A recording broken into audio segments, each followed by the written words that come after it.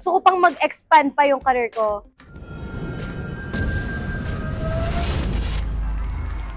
Hello, Clash Nation! Again, this is Bea Sacramento, guys, from the Clash Season 1.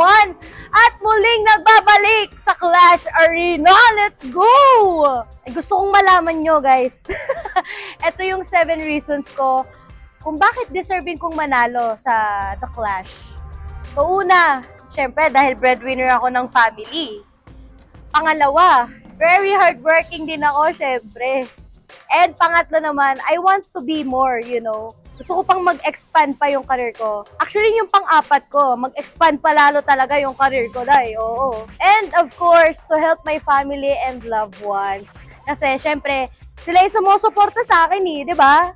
So, dapat lang na sa pagbabalik ko sa Clash, sa pagbabalik ko sa The Clash, may mauwi naman akong maganda-gandang balita sa family ko. And of course, gusto ko rin magkaroon ng car. Ang hirap pag walang pang-transportasyon. So, need natin ng car. Oo, paghihirapan natin yan. We're gonna work hard for it. And of course, sariling bahay, guys. Kasi, syempre, panay lang din kami renta, lipat-lipat ng bahay, you know.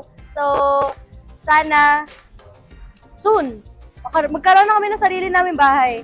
And of course, business. Ayan. Kasi, hindi naman panghabang buhay ang pagkanta ko. So, gusto ko magkaroon ako ng business.